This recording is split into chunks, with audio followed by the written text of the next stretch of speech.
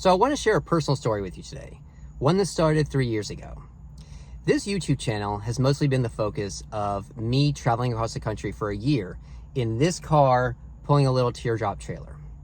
However, the whole concept of escaping normal life, which is the name of the channel, and where I decided I wanted to really become a full-time traveler, and where I really think my life changed from wanting to live in an apartment or a house to basically just living in my car, started about 3 years ago. Back in 2020, I still kind of just had the thought that I wanted to travel for a year, but I wasn't quite sure I would want to do it or that I could pull it off. So I decided I wanted to give it a trial run. I decided it'd be a good idea to do a good road trip across the country, but only for 30 days versus a year to kind of start things off and see how I liked it. The plan was simple. It was going to be just me driving alone across the country, going from Florida to Arizona and Utah. And I was going to visit nothing but state parks and national parks when I got there. Arizona and Utah, up to that point in my life, I had never been to, and I had never saw like the Grand Canyon or Arches National Park or any place out there. So that's what I was going to do. I was going to sleep in the car, I was going to camp out where I could, and just get away from city life. Not spend a single night in a hotel. It's just going to be me in nature. And so, after 30 days of doing nothing but that, visiting places like Zion National Park and Bryce Canyon and Dead Horse State Park, and living out of my car for a month, I fell in love. But I didn't just fall in love with those national parks. I fell in love with the whole concept of the open road lifestyle. I fell in love with waking up in a new spot every night. I fell in love with the whole idea of being away from society. I fell in love with the whole concept of traveling and being in new places every single day. I fell in love with being alone and surrounded by nature every single day. I fell in love with cooking my dinner over an open bonfire. I fell in love with being away from city life. I fell in love with being disconnected from the rest of society. I fell in love with the freedom to be able to do things like go out to the Grand Canyon in the middle of the night and watch some shooting stars. I fell in love with the adventure. And I fell in love with the minimalism. I always heard the term minimalism, and I always thought I kind of lived a minimalistic lifestyle when I had an apartment. But looking back, I really didn't. I had a bunch of things just laying around my house that I didn't really need. I had like 10 plates. It's just me living alone. I don't know why I had 10 plates. I had like 10 bowls. I had like 20 cups. I had like 20 forks, 20 spoons. It's just me. Even if I had someone over for dinner, we're not going to use 20 forks or 20 spoons or 10 plates. I had like 8 pairs of shoes. It's just me. I just needed 1 pair of sneakers and maybe a pair of dress shoes or something. But for some reason, I had like 4 sneakers. I had like 4 belts. And I had extra sheets for my bed that I never used. And whenever I look around my apartment and I saw kind of an empty spot, well, then I felt obligated to go to the store and find knickknacks to fill that spot.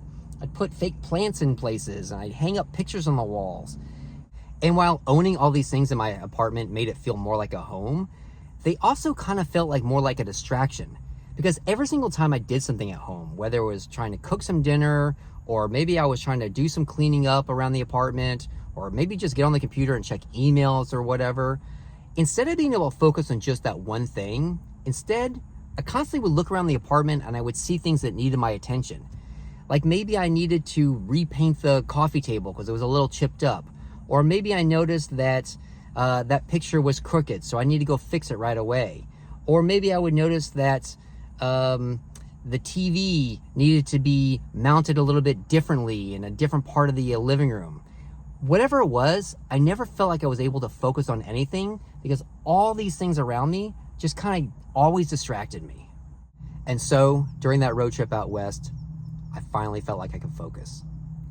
I felt like I had no distractions in front of me, and I was finally able to have my brain concentrate on whatever it was that I was actually doing.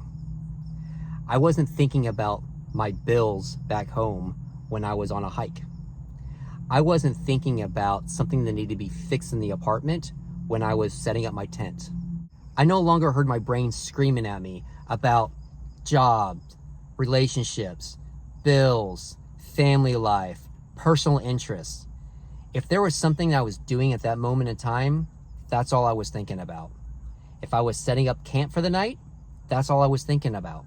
If I was trying to get to the trailhead by a specific time, then that's all I was thinking about. If I was thinking about getting up early for sunrise, then that's what I thought about. I didn't think about anything other than whatever it was at that moment in time.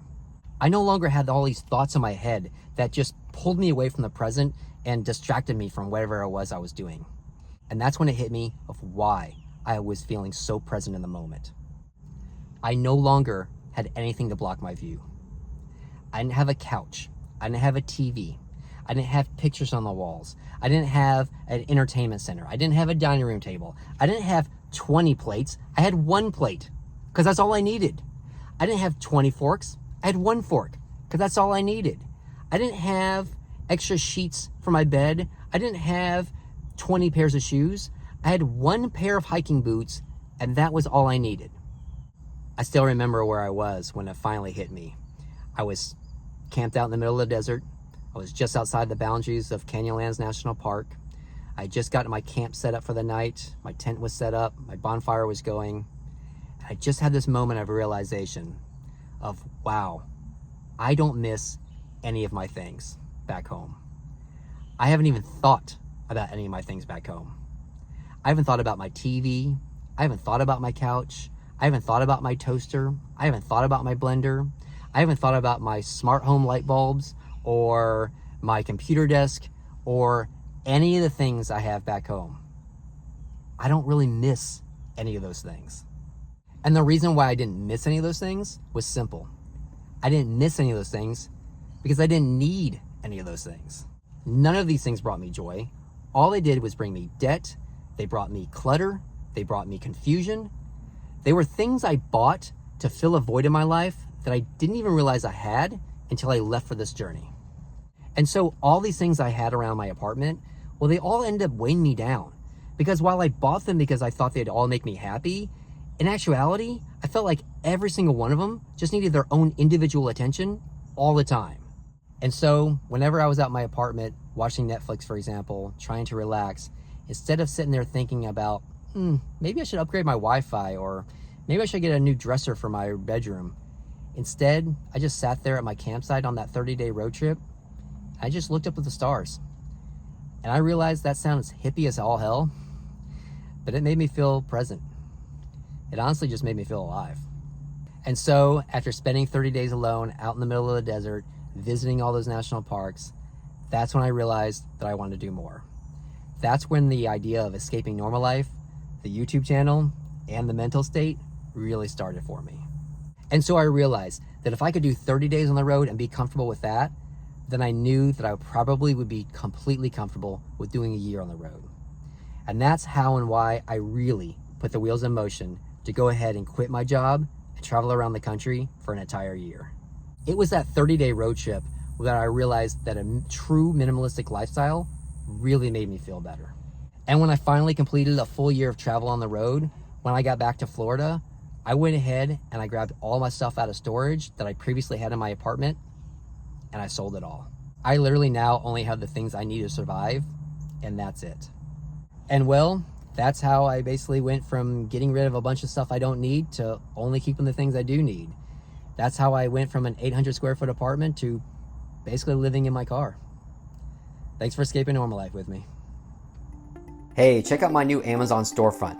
These are the items I used every day on the road as I traveled across the country for an entire year. I have a group to buy teardrop items, camping gear, car items, hiking gear, and apparel.